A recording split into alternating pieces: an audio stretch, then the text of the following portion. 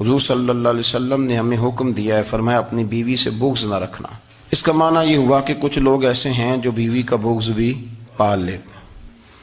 مقابلہ ہو رہا ہوتا ہے میاں بیوی کا، بحث ہو رہی ہوتی ہے، ایک دوسرے کے خلاف دلائل جمع ہو رہے ہوتے ہیں، ایک جنگ مچی ہوتی ہے۔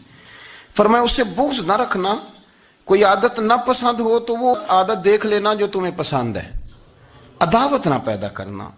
ہاں دین اظہار بیزاری کا حکم دیتا ہے، پر ان کے ساتھ جو رب رسول کے دشمن ہیں۔ باقی فروغ محبت میں اپنا کردار ادا کرو۔ دیکھیں نا، حضور صلی اللہ علیہ وسلم نے فرمایا جس نے محبت کے ساتھ ماں باپ کا چہرہ دیکھا اللہ اسے کامل حج کا ثواب عطا کرے گا۔ لیکن حدیث میں جو حضور نے شرط لگائی اس شرط کا خیال رکھنا ہے۔ فرمایا ماں باپ کا چہرہ دیکھو کس طرح؟ اچھا، یہ حدیث بتاتی ہے کہ کچھ لوگ ایسے ہیں جو چہرہ دیکھتے ہیں پر محبت سے نہیں دیکھتے۔ ابا جی کی کچھ باتیں کڑوی بھی لگتی ہیں نا، تو کئی دفعہ کچھ بچے چہرہ دیکھتے ہیں پر محبت سے نہیں دیکھتے، تو حضور نے فرمایا تو محبت سے چہرہ دیکھ، تیرے رسول کا وعدہ ہے رب مقبول حج کا ثواب دے گا۔ صحابی عرض کرنے لگے یا رسول اللہ صلی اللہ علیہ وسلم اگر میں 2 دفعہ دیکھوں؟ تو حضور نے فرمایا 2 حج کا ثواب۔ اس نے کہا حضور میں دن میں 3 دفعہ دیکھوں؟ تو فرمایا 3 حج کا ثواب۔ اس نے چوتھی بار کی بات کی تو حضرت ابو ہریرہ فرماتے ہیں حضور نے فرمایا تو جو پوچھتا رہے گا اور میں بتاتا رہوں گا، تو بات ختم نہ کریں۔ حضور حکم کریں، فرمایا تو 100 دفعہ دیکھ اللہ 100 حج کا ثواب عطا کرے۔ بات کو ختم کرتے ہیں۔ تو جتنی دفعہ دیکھ اللہ تجھے اتنے حج کا، شرط یہ ہے کہ ذرا پیار سے دیکھ، ذرا محبت سے دیکھ۔ نفسیات کا ڈاکٹر بوڑھوں کو نیند کی دوائی کیوں دیتا ہے؟ وہ اس لیے دیتا ہے کہ ان کے بچے انہیں وقت نہیں دیتے۔ بچے کو بہلایا جا سکتا ہے، بوڑھے کو بہلایا نہیں جا سکتا، اس لیے کہ جو بوڑھا ہوتا ہے نا اس کے پیچھے پوری ایک داستان زندگی ہوتی ہے، تاریخ ہوتی ہے، وہ کبھی کسی چیز کا مالک رہا ہے، سربراہ رہا ہے۔ اولڈ ہاؤس پاکستان میں تیزی سے اس لیے بن رہے ہیں کہ بچوں کی جو خاص الفت تھی نا ماں باپ سے وہ رہی نہیں، ورنہ اگر ایک والد 6 بچوں کا خیال رکھ سکتا تھا تو 6 بچے مل کے ایک باپ کو بھی تو سنبھال سکتے تھے نا، ماں کا بھی خیال کر سکتے تھے نا۔ محبت کا فروغ جب ہو، آپ ماں باپ کو ٹائم دیں، ان کے پاس بیٹھیں، ان کے ساتھ تھوڑا وقت بتائیں، سارے معاملات ٹھیک ہو جائیں گے۔ نبی پاک صلی اللہ علیہ وسلم دن میں 1 وقت روٹی کھانے اور 3 دن فاقہ کرنے کے لیے مجبور نہیں۔ کائنات کے خزانوں کی چابیاں اللہ نے اپنے محبوب کو عطا فرمائی ہیں، لیکن اس کے باوجود نبی کریم صلی اللہ تعالی علیہ وسلم نے فقر کو اختیار کیا۔ حضور نے غریبی کو پسند کیا، تھوڑے پہ گزارا کرنا، تھوڑے پہ زندگی گزارنا، اس کو ترجیح دی رسول کریم نے۔ یہ جو فقیری ہے نا، فقیری یہ اتنی حسین چیز ہے کہ یہ میرے نبی پاک کی پسند ہے، یہ حضور کی پسند ہے۔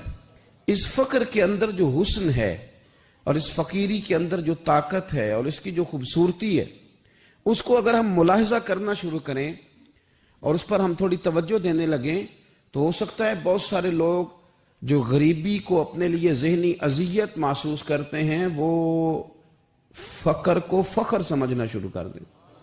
اسی طرح کچھ لوگ ایسے ہیں کہ جو سوسائٹی کے اندر کوئی بڑا مقام نہیں رکھتے، کوئی سیاسی، سماجی، مذہبی بڑا قد کاٹ نہیں رکھتے، وہ بھی اپنے آپ کو بڑا کمزور محسوس کرتے ہیں۔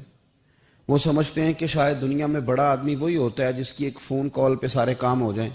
ایسا نہیں ہے۔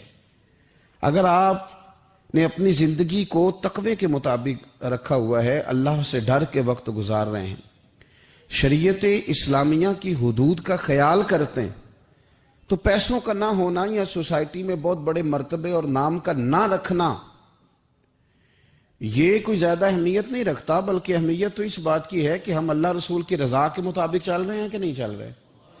نبی پاک صلی اللہ تعالی علیہ وآلہ وسلم نے جو کامیابی ہمیں بتائی ہے اور جو انتقال کے بعد قیامت کا منظر گزرنے کے بعد ہمارے لیے کامیابی ہے، وہ جنت ہے۔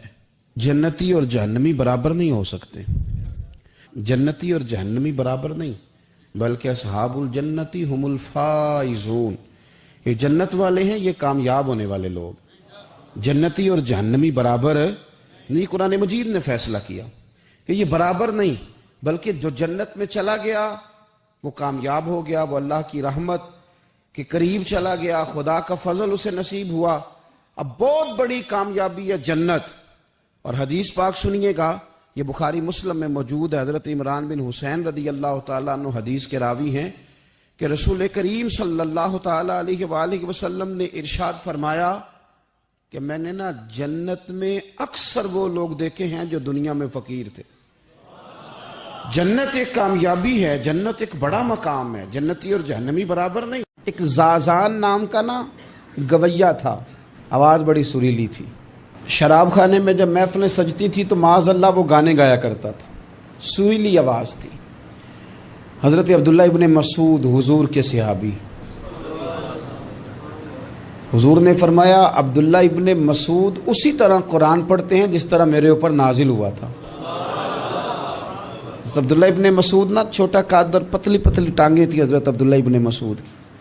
ایک دن درخت پہ چڑھے ہوئے تھے تو کچھ لوگوں نے نا، بچے کرتے ہیں نا مذاق، معاذ اللہ کچھ نے کہا کتنی پتلی ٹانگیں۔ اللہ کے محبوب علیہ السلام نے فرمایا قیامت کے دن عبداللہ ابن مسعود کی ٹانگوں کا وزن احد پہاڑ سے بھی زیادہ ہوگا۔ زبردست صحابی ہیں، اور حضور نے فرمایا میں نے جس کو گورنر بنایا، کسی جگہ امیر بنایا، مشورہ کر کے بنایا، اگر میں کسی کو بغیر مشورے کے امیر بناتا تو عبداللہ ابن مسعود کو بناتا۔ حضرت عبداللہ ابن مسعود گزر رہے تھے تو وہ جو زازان نام کا گویا تھا وہ گانے گا رہا تھا۔ آپ گزرے، سریلی آواز کانوں میں آئی، کھڑے ہو کے کہنے لگے کون ہے؟ کہا جناب زازان نام کا گویا ہے۔ مصطفیٰ کریم کے شانوں والے غلام کی زبان سے لفظ نکلے، کتنی سونی آواز ہے، کاش یہ قرآن پاک کی تلاوت کرتا۔ اللہ اکبر، کاش کوئی ایسا ہو تو صحیح جو ہمیں کہے کہ کاش یار تو قرآن پڑھتا، کتنی سونی آواز ہے، کاش تو نعت پڑھتا۔ کوئی کہے تو صحیح، کوئی کہتا ہی نہیں، کوئی کہتا ہی نہیں کتنا سونا چہرہ ہے، کاش اس پہ داڑھی ہوتی، کوئی کہتا ہی نہیں میری ملت کے جوانوں کو۔ آئے ہائے، حضرت عبداللہ ابن مسعود کہنے لگے کاش یہ قرآن پاک پڑھتا۔ یہ کہہ کے چلے گئے۔ باہر وہ نکلا نا، جب سارے لوگ باہر نکلے اس معاذ اللہ بری مجلس سے، تو چیم گوئیاں ہو رہی تھیں کہ آج تو یہاں حضرت عبداللہ ابن مسعود بھی آئے تھے۔ تو زازان سے کسی نے کہا کہ آج نا حضرت عبداللہ ابن مسعود نے تیری آواز سنی، تیری آواز۔ تو وہ کہہ رہے تھے کاش اتنی سونی آواز سے قرآن پڑھتا تو مزہ آتا، کاش۔ وہ کہنے لگا نبی پاک کے صحابی نے میرا نام لیا ہے، گویا ہو کے میرا ذکر کیا ہے۔ حضرت عبداللہ ابن مسعود نے میرا نام لے کے کہا کہ کاش میں قرآن پڑھتا، اور میرے لیے کہا مصطفیٰ کے صحابی نے۔ حضور سے قرآن سیکھنے والے کی خواہش ہے کہ میں قرآن پڑھوں۔ دوڑے گئے، کدھر ملیں گے عبداللہ ابن مسعود؟ فلاں جگہ غسل کیا، وضو کیا، پیروں میں لگ گئے جا کے، کہنے لگے سونیا جس کے قرآن پڑھنے کی تعریف مدینے والے کریں وہ میرے بارے میں کہے کہ مجھے قرآن پڑھنا چاہیے تھا، آج سے میں نے ٹھوکر ماری سارے گانوں کو، سکھاؤ مجھے قرآن، میں قرآن ہی پڑھا کروں گا، میں قرآن پڑھوں گا، میں پڑھ کے سناؤں گا، لوگ میری زبان سے اللہ کے کلام کی تلاوت سنا کریں گے۔ کوئی بیٹھا ہوا مجھے دور دعا دیتا ہے، میں ڈوبتا ہوں سمندر اچھال دیتا ہے، کوئی تو ہو نا جو کہے، کوئی تو ہو۔ فرمانے لگے بس ہو گئی حضور، آپ دیکھیں گے میں قرآن ہی پڑھوں گا۔